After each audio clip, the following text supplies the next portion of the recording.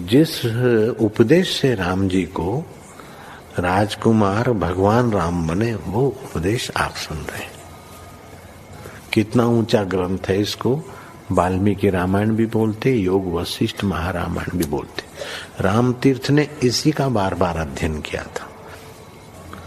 ये आप भी शांत हो जाएंगे परमात्मा में, और दूसरों को भी शांति देने की क्षमता देने वाला ये सदग्रंथ है। इसको वेदांत का सिद्धांत ग्रंथ बोलते हैं। दूसरे होते प्रक्रिया ग्रंथ। ये करके फिर कब वो आचार्य बनो तब समझो, ये तो थोड़ा पढ़ो और फिर वही सिद्धांत की बात। तो बार बार योग वशिष्ठ महारामायण विचारने योग।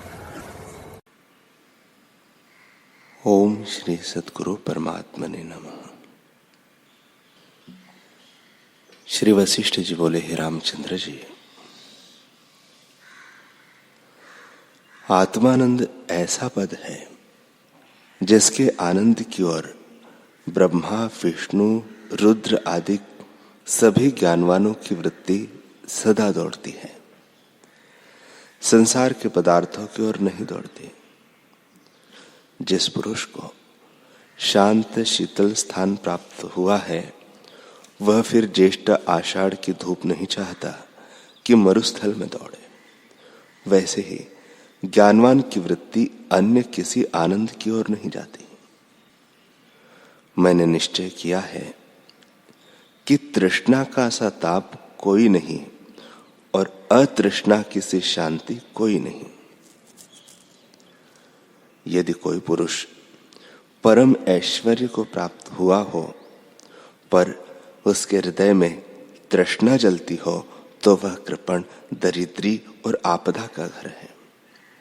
और जो निर्धन दिखता हो परंतु उसके हृदय में तृष्णा न हो, तो वह परम ऐश्वर्य से संपन्न और परम संपदा की खान हो। हे रामचंद्र जी, बड़ा पंडित हो परंतु तृष्णा सहित हो, तो उससे तुम परम मूर्ख जानो। उसको बोध की प्राप्ति कदापि न होगी। जैसे चित्र की अग्नि शीत को नहीं दूर करती, वैसे ही उसकी मूर्खता को पंडित भी नष्ट नहीं कर सकते। हे राघव, सहस्त्रों में कोई बिरला पुरुष तृष्णा से रहित होता है। जैसे पिंजड़े में पड़ा सिंह पिंजड़े को तोड़कर निकले, वैसे ही बिरला ही कोई पुरुष तृष्णा के जाल को तोड़कर निकल पाता है। श्री योग वशिष्ठ महारामायण। यह सब प्रपंच चिदाकाश रूप है, परंतु अज्ञानी को भिन्न भिन्न और जन्म मरण आदि विकार भासते हैं,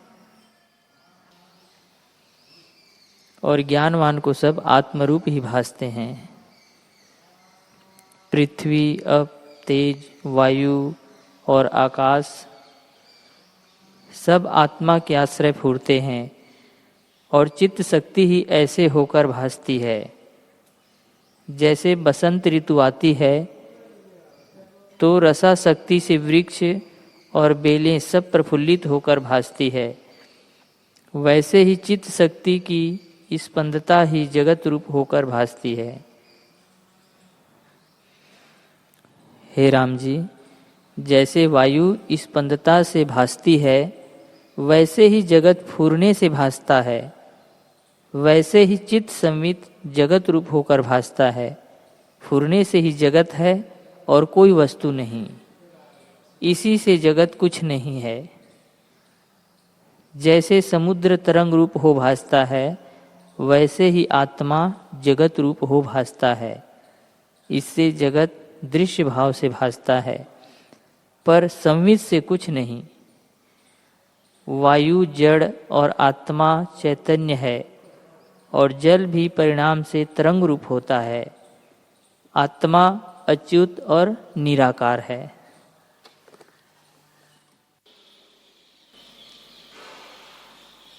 श्री वशिष्ठ जी बोले, हे रामचंद्र जी, जैसे केशरी सिंह पिंजड़े को तोड़कर निकलता है, वैसे ही ज्ञानवान पुरुष भोग वासना के बंधन को तोड़ डालता है। हे रामचंद्र जी, जैसे रंक को त्रिलोकी का राज्य मिलने से वह आनंद को प्राप्त होता है, तैसे ही ज्ञानवान को आत्मा के साक्षात्कार हुए आनंद प्राप्त होता है और वह परम निर्मल लक्ष्मी से शोभता है। जब हृदय से आशा रूपी मैल जाता है, तब जैसे शरतकाल का आकाश निर्मल शोभता है, तैसे ही वह शोभता है।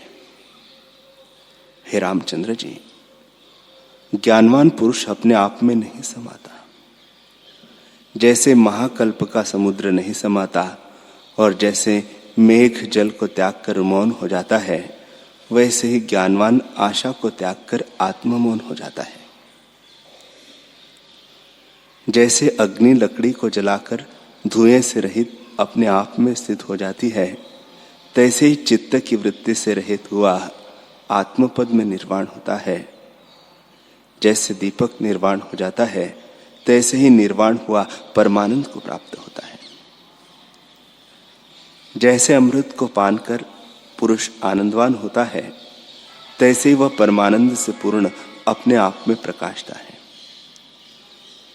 जैसे वायु से रहित दीपक प्रकाशता है और शुद्ध मणि अपने प्रकाश से प्रकाशती है, तैसे ही ज्ञानवान अपने आप से प्रकाशता है। मैं सर्वात्मा, सर्वगत, ईश्वर, सर्वाकार, निराकार, केवल चिदानंद आत्मा हूं और सदा अपने आप में स्थित हूं। हे रामचंद्र जी, ज्ञानी अपने आप को ऐसे जानते हैं।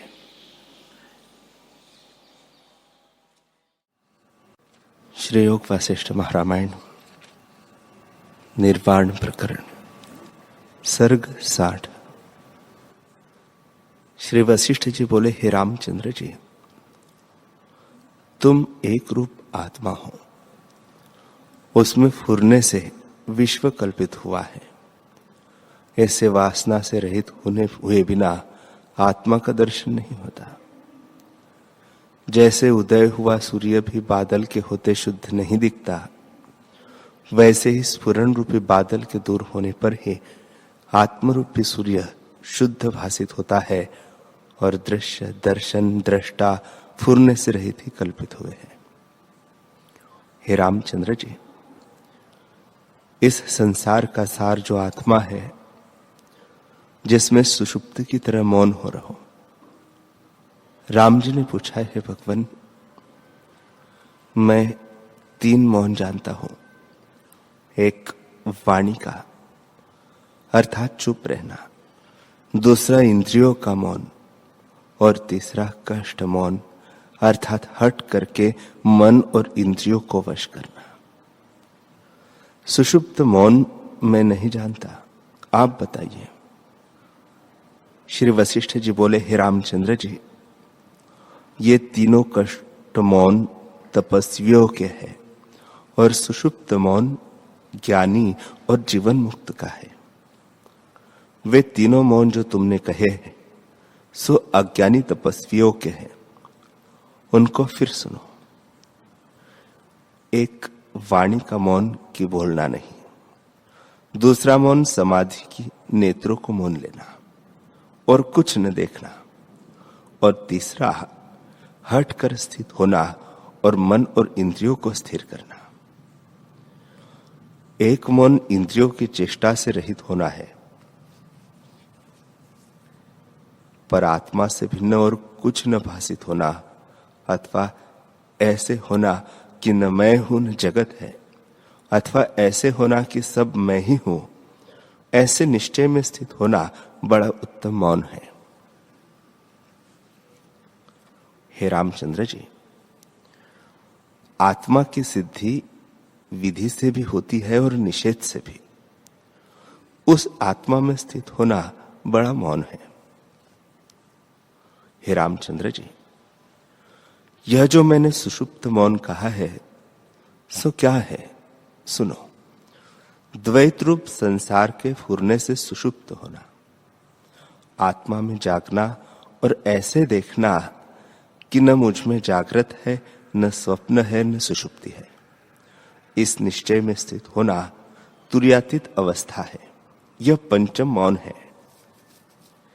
ऐसा तुर्यातीत पद अनादि, अनंत, जरा से रहित, शुद्ध, निर्दोष है।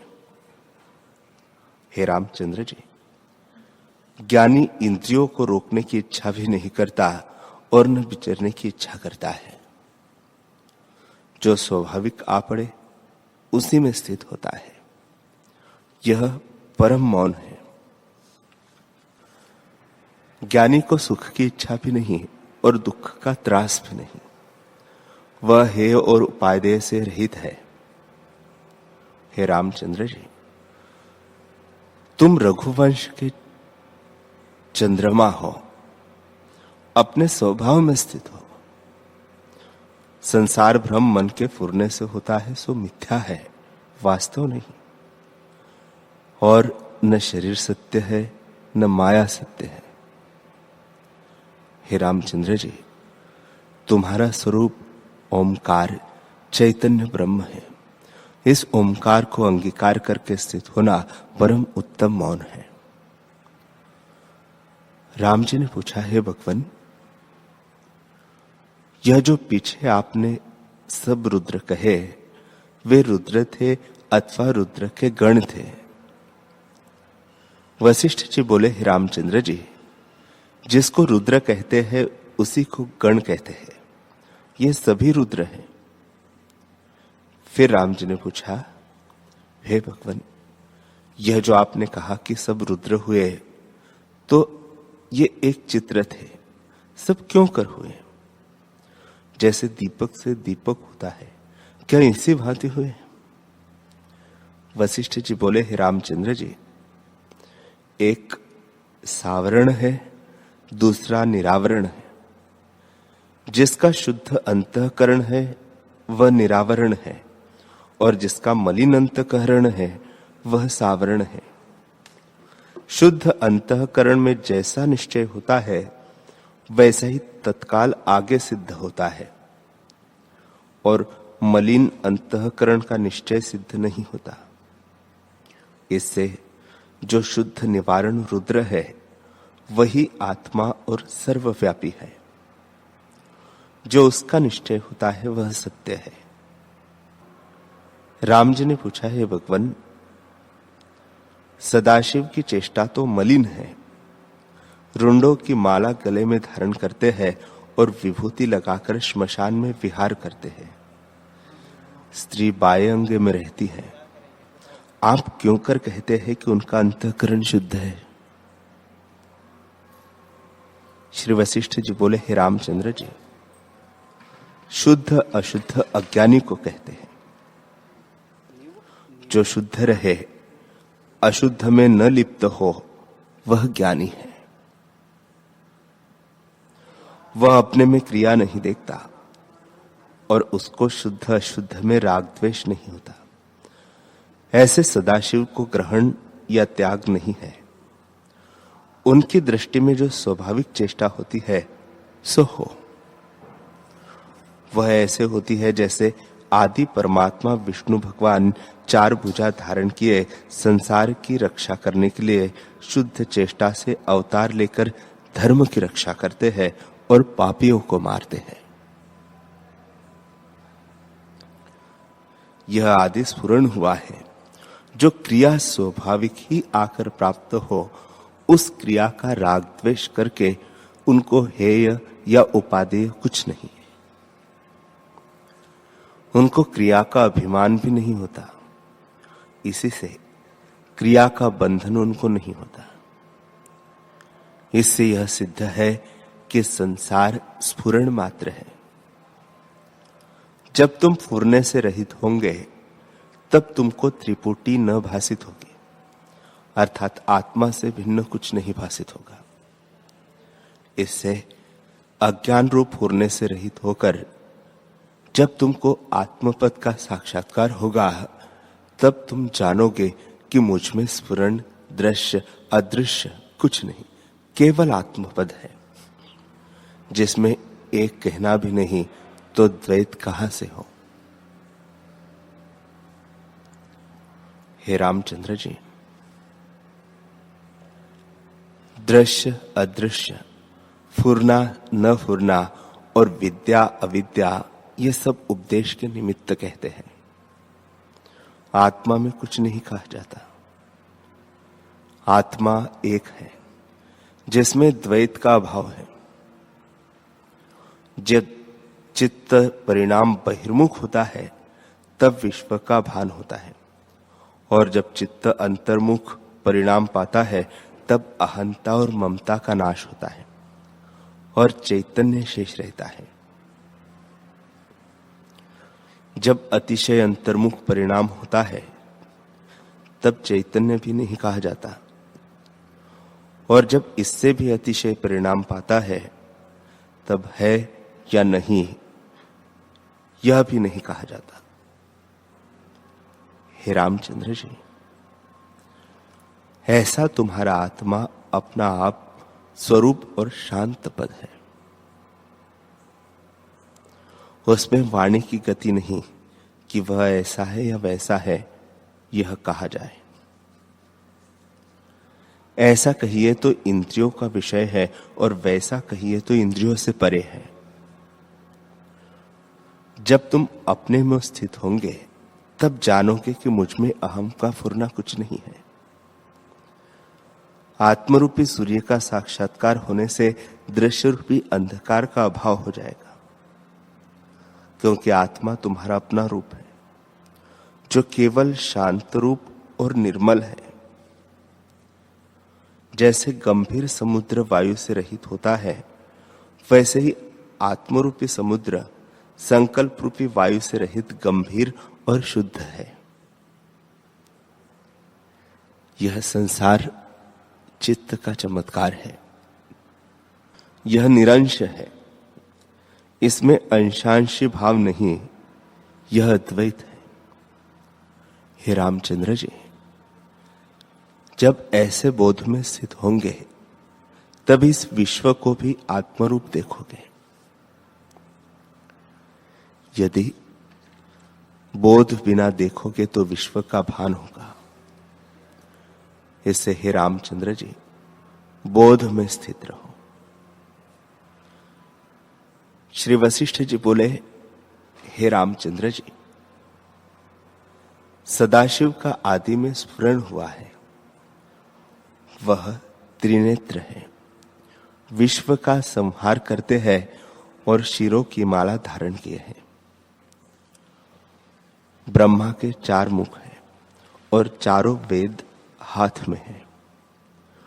वह संसार की उत्पत्ति करते हैं, उनकी ऐसी ही उत्पत्ति हुई है। हे रामचंद्र जी, ब्रह्मा, विष्णु और रुद्र ये तीनों एक रूप हैं। इनकी यही चेष्टा स्वाभाविक है। उन्होंने यह अपना कर्म न राग से अंगीकार किया है और न द्वेष करके उसका त्याग करते हैं। उनकी यह संज्ञा भी लोगों के देखने के लिए है। वे अपनी जान में कुछ नहीं करते, क्योंकि बोध में ही उनका जागृत है। बोध में जागृत क्या और कैसे होता है सो भी तुम सुनो। बोध सांख्य मार्ग से होता है और जागृति योग मार्ग से होती है। सांख्य मार्ग है तत्व और मिथ्या को विचारना। तत्व इस ज्ञान को कहते हैं कि मैं आत्मा सत और चैतन्य हूं और सब दृश्य मिथ्या, जड़ और असत है। अज्ञान मुझ में कल्पित है। असल में मैं अद्वैत आत्मा हूं और मुझ में अज्ञान और दृश्य दोनों नहीं है। ऐसे निश्चय में स्थित होना सांख्य विचार है। योग प्राणों के स्थिर करने को कहते हैं। जब प्राण स्थिर होते हैं तब मन भी स्थिर हो जाता है, और जब मन स्थिर होता है तब प्राण भी स्थिर होते हैं। इनका परस्पर संबंध है। राम जी ने पूछा, है भगवान, जो प्राण ही स्थिर होने से जीव मुक्त होता तो मृतक पुरुषों के तो प्राण नहीं रहते, वे सब मुक्त होने चाहिए। वशिष्ठ जी बोले, हे रामचंद्र जी, प्रथम तो श्रवण करो कि प्राण क्या पदार्थ है। यह जीव पूरी अष्टका में स्थित होकर जैसी वासना करता है, शरीर को त्याग कर उसी के अनुसार आकाश में स्थित होता है। इसी का नाम प्राण है। उस प्राण वासना रूप प्राण से फिर उसको संसार का भान होता है, और जब प्राण की वासना क्षय होती है तब वह मुक्त होता है। ज्ञानी की वासना क्षीण हो जाती है, इससे वह जन्म मरण से रहित होता है। जैसे भुना बीज फिर नहीं उगता, वैसे ही ज्ञानी को वासना के अभाव से जन्म मरण नहीं होता।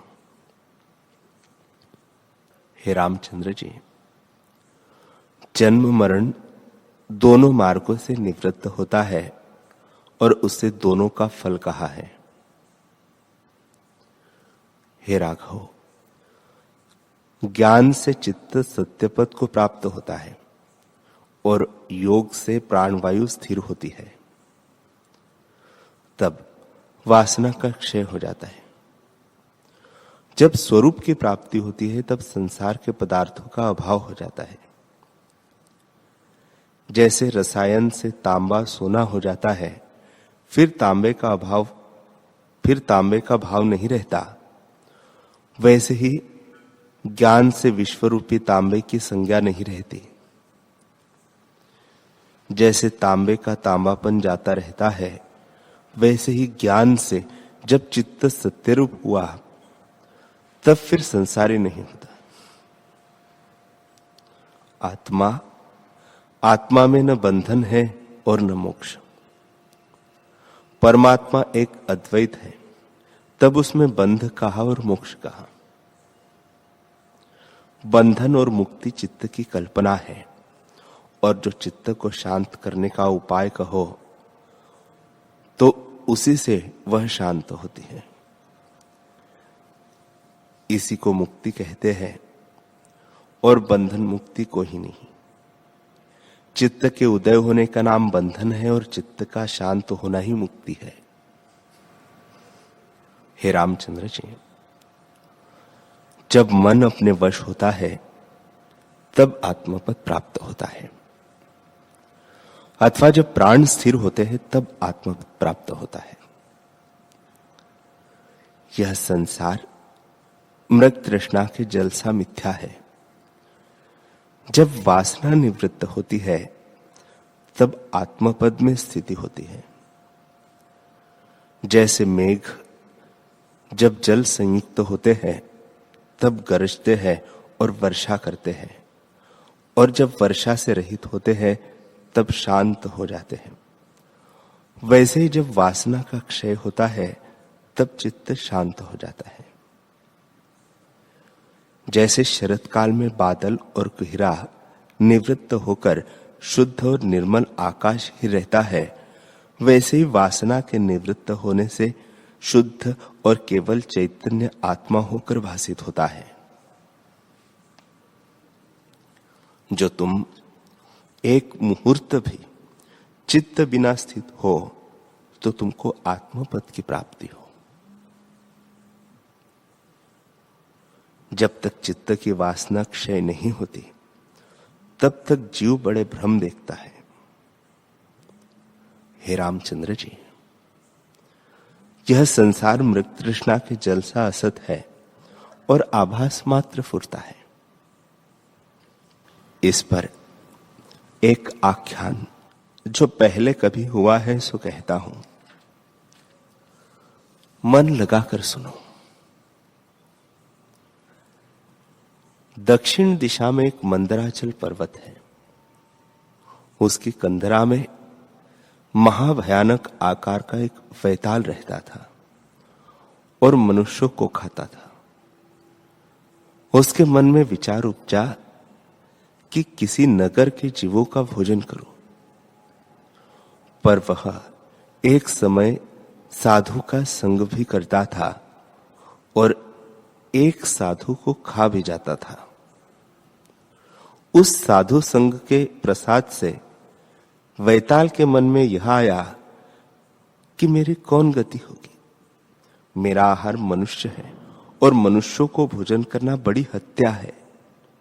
इससे मैं एक वृत्ति बांध लूं कि जो मूर्ख और अज्ञानी मनुष्य हो उनको भोजन करूं और जो उत्तम पुरुष है उनको न खाऊं। हे रामचंद्र जी, निदान वह वैताल क्षुधातुर होने पर भी भले मनुष्यों को न खाता था। इसी प्रकार एक समय वह क्षुधा से बहुत व्याकुल हो रात्रि के समय घर से बाहर निकला तो संयोगवश उस नगर के राजा से जो वीर यात्रा को निकला था भेंट हो गई। वैताल ने कहा, हे राजन, तुम मुझे भोजन मिले हो, अब मैं तुमको खाता हूं, तुम कहां जाओगे? राजा ने कहा, हे रात्रि के विचरने वाले वैताल, जो तू मेरे निकट अन्याय से आवेगा तो तेरा शीश 1000 टुकड़े हो जाएगा और तू मरेगा। वैताल ने कहा, हे राजन, मैं तुमसे नहीं डरता। हे अपने हत्यारे, मैं तुझे भोजन करूंगा, तू चाहे जैसा बलि हो, मैं नहीं डरता। परंतु मेरी एक प्रतिज्ञा है कि मैं अज्ञानी को भोजन करता हूं और ज्ञानी को नहीं मारता।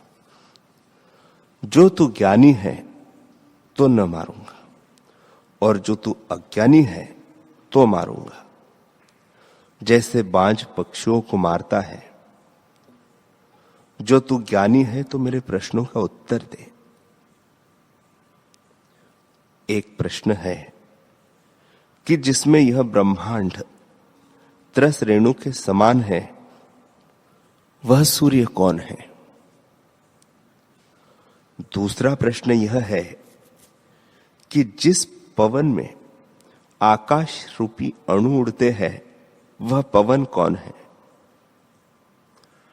तीसरा प्रश्न यह है, जिसमें केले के वृक्ष की तरह और कुछ नहीं निकलता, वह कौन वृक्ष है?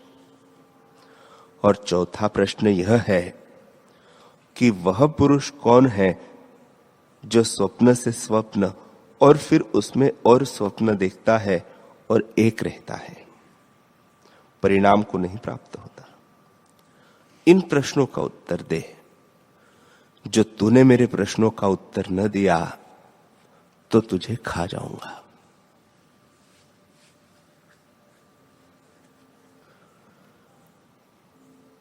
हरि ओम।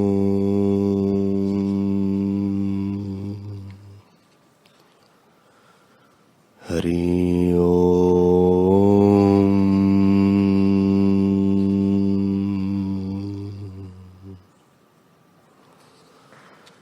हरि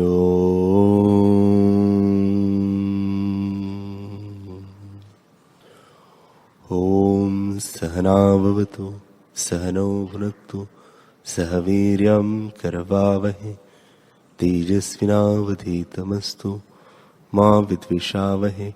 ओम शांति शांति शांति। श्री सद्गुरुदेव भगवान की जय।